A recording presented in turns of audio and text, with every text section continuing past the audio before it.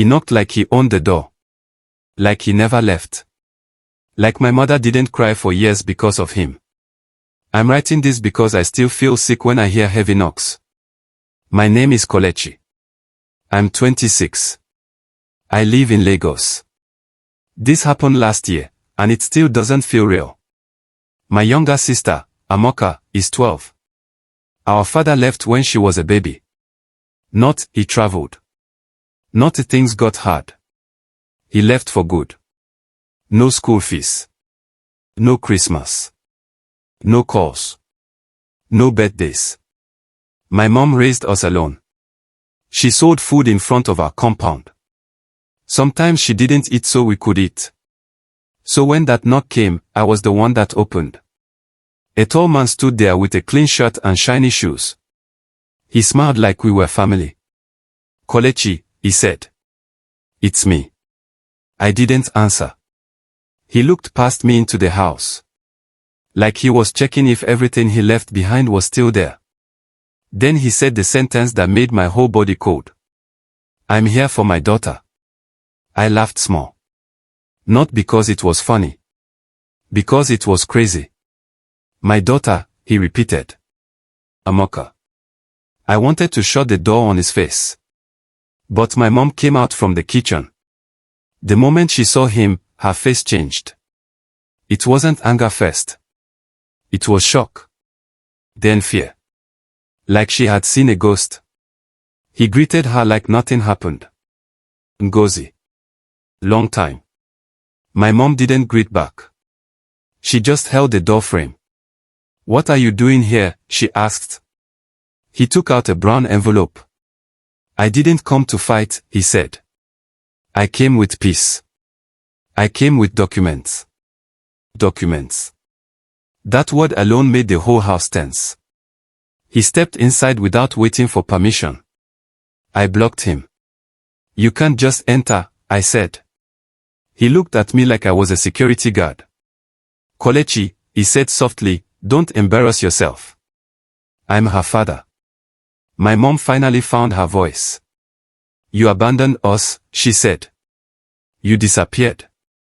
He nodded like he was listening to a business complaint. I know, he said. I made mistakes. Then he said something that made my chest burn. But I have come to correct everything. My sister Amoka peeped from the hallway. She didn't know him. She only knew the story. The man's eyes landed on her. He smiled. My princess. Amoka quickly hid again. I wanted to drag him out. But my mom said, what documents? He opened the envelope and brought out papers. Stamped papers. He dropped them on the table like it was a court. I'm ready to take custody, he said. Custody.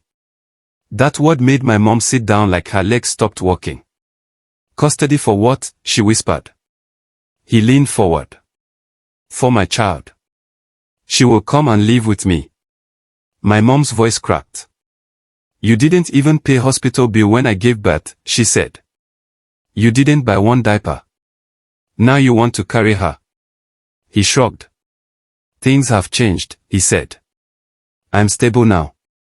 I have a good job. I have my own house. I looked at the papers again. The stamp looked real. My heart started beating fast. Because in this country, papers can do anything. My mom stood up. You can't take my child, she said. He smiled again. Madam, you don't understand, he said. I'm not asking. I'm informing you. That was when I knew this wasn't a normal visit. This was a plan. He stood up and adjusted his sleeve. I'll come back tomorrow evening, he said. Tell Amoka to pack some things. Then he looked at me. And Kelechi, try not to do something you regret. He walked out like he won. My mom didn't cry. She just stared at the papers. Then she whispered something I will never forget. Your father is not coming back for love. He is coming back for money. And that was when I started to understand. Because that same night, someone sent me a message from an unknown number. If you people refuse, We would do it the hard way. The next day, I didn't go to work. My mom didn't even open her food stand. Amoka kept asking, "Who is that man?" My mom couldn't answer her. So I told her the simple truth. "That is our father." Amoka stared at me like I said a joke. She laughed once. Then stopped. "You're lying," she said. I didn't blame her. How do you explain a person that helped create you, then vanished like smoke? My mom called our family lawyer, one old man that helped her long ago. He asked one question first. "Did he marry you legally?" he said. My mom shook her head. "No," she said. "He promised." Then he disappeared. The lawyer sighed. "That is good and bad," he said. Good because he has less power. Bad because men like this will use any trick. My mom showed him the papers. He looked at it and his face became serious. "This one is not fake," he said. "This is a real stamp." My mom's hands started shaking. "So what do we do?" she asked. The lawyer leaned closer. "First, I want you to tell me something," he said. "Why now?" My mom didn't answer. Her eyes moved away. That silence gave me fear. "Mom," I said. "Why now?" She swallowed. Then she said it slowly. "He heard about my brother's land." I felt my head spin. My mom's elder brother died 3 months ago. He was rich. Before he died, he told my mom he would leave something for Amoka. Not for me. Not for my mom. For Amoka. Because she was his favorite. We didn't even tell many people. Only family. So how did my father hear? My mom continued. "He didn't call for 12 years, she said. But after my brother died, he started asking people questions. That was when anger entered me fully. So he didn't miss his child. He missed money." That evening, around 6:30, we heard the knock again. This time, it wasn't one knock. It was many. Hard. Fast. Like police. I stood at the window and peeped. My father was there. But he didn't come alone. 2 men stood behind him. Big men. One wore black, like security. The other had a scar on his cheek and eyes that didn't blink. My father called my mom's name. "Ngozi," he shouted. "Open." My mom held Amoka close. Her whole body was shaking. I moved to the door quietly, holding a small iron rod. Not to fight. Just to feel brave. I didn't open. Then he shouted again. "I came to pick my child." My mom shouted back. "She is not going anywhere." My father laughed. "Madam," he said, "don't be stubborn. Don't make this dirty." Dirty. That word.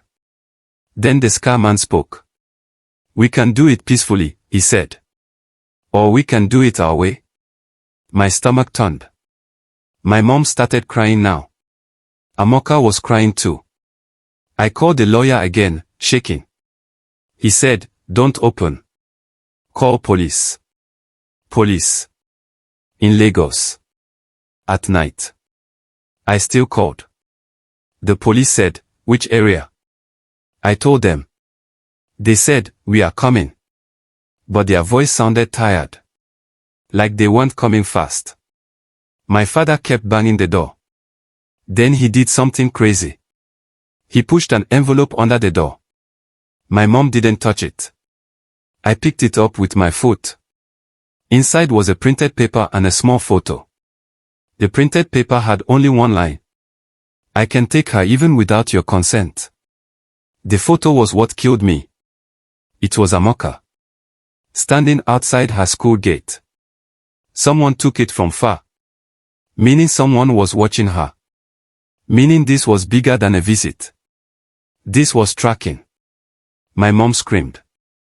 Amoka started shouting my name, holding my shirt. That was when I heard my father say the sentence that still haunts me. "If I can't take her as her father, I would take her as a stranger." Then the light outside went off. The whole compound became dark. And in that darkness, I heard the sound of metal hitting metal. Like someone was trying to break the gate. The police didn't come that night. Not while we needed them.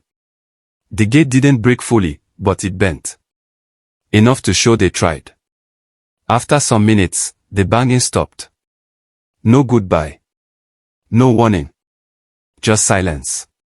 That silence was worse than the noise. Because it meant they left, to plan better. That night, we didn't sleep.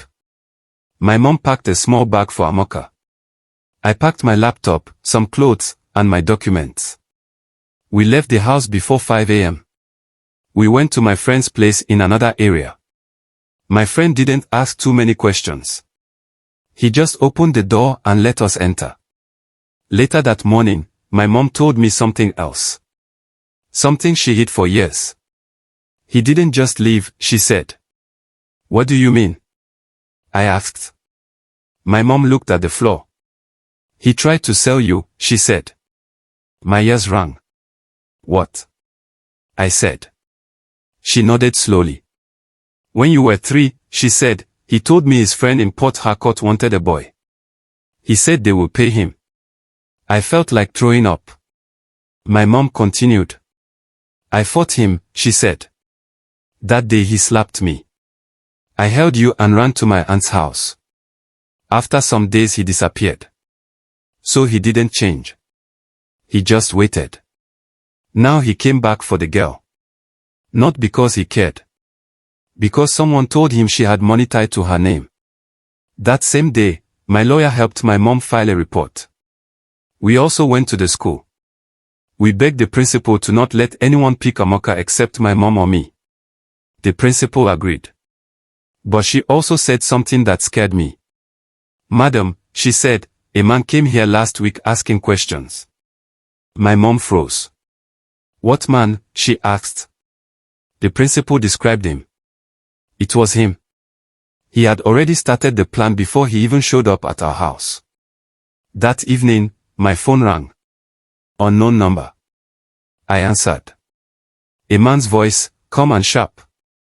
Mr. Kolechi, he said, your father wants peace. I didn't talk. He continued. He said you people should stop forming strong, he said. Let the girl follow him. Everybody will be happy. I finally spoke. Who are you? I asked. He laughed small. I'm just helping, he said. Then he dropped the truth like a stone. The girl has property, he said. Your father is her blood. If he gets her, everything follows. I hung up. My hands were shaking. That night, my mom got a call too. She didn't even answer. She just watched the phone ring. Then a message entered. Last warning. We are coming tomorrow. I didn't wait. I took my mom and Amoka to a women's shelter church I knew. A place that hid women running from violent husbands. The pastor's wife saw the fear on my mom's face and accepted us. We stayed there 2 days. On the 3rd day, I went back to our house with 2 men from the church to pick more clothes. Our door was open. Wide open. My heart stopped. We didn't leave it open. Inside, the house was turned upside down. Drawers pulled out. Clothes scattered. Documents missing. And on the table was one thing. A torn photo of Amoka. The same photo they sent before. But now, someone wrote on it with red marker. She is his. That was when I knew something clearly. This wasn't family drama. This was a hunting. We went straight to police with the photo and messages. This time, the lawyer pushed hard. A serious officer finally listened. They called my father's number. He didn't pick. They traced him. And when they finally caught him, he didn't deny anything. He didn't beg. He just said one thing, smiling like a mad person. I'm her father. I can do anything. That sentence alone showed me his mind. The case went on for weeks. My mom cried almost every day. Amoka stopped talking in school.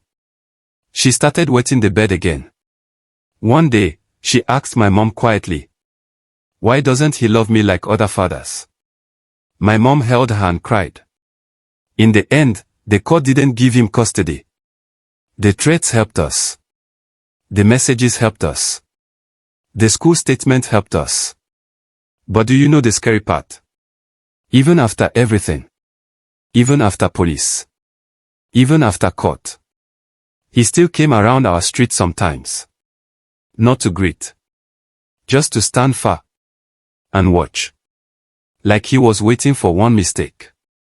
We moved again. Changed our number. Changed Amoka's school. Until today, anytime someone knocks hard, Amoka hides under the bed. And me, I don't open the door quickly anymore. Because some people don't return to fix things.